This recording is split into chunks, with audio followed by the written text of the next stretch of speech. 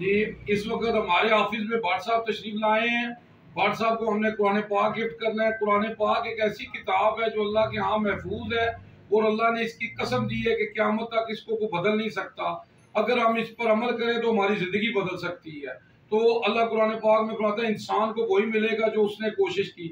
तो आज हमारी कोशिश है, हम कुरान पाक गिफ्ट करते हैं। किसी को कुरान पाक चाहिए वो हमें कॉल कर सकता है। हम उसके घर, उसके दफ्तर, उसकी दुकान या हमारे दफ्तर में आके असरिया रोड जावाजी जेल हमसे ले सकते हैं। हम बिल्कुल फ्री कास्ट कुरान पाक देते हैं, तर्जमे वाला देते हैं। हमारी कोशिश है कि तर्जमे से कुरान पढ़ा जाए, क्योंकि आप सल्लल्लाहु अलैहि वसल्लम फरमाते हैं अबू ज़र अगर सुबह सुबह उठकर तुम कुरान की एक आयत को पढ़ के समझ लो तो 100 नफलों का सवाब है।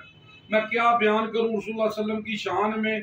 अल्लाह ने सब कुछ नाजिल कर दिया कुरान में। अम्मा आयशा से किसी ने पूछा कि आप सल्लल्लाहु अलैहि वसल्लम की सीरत क्या है, तो अम्मा आयशा फरमाती हैं कुरान कुरान।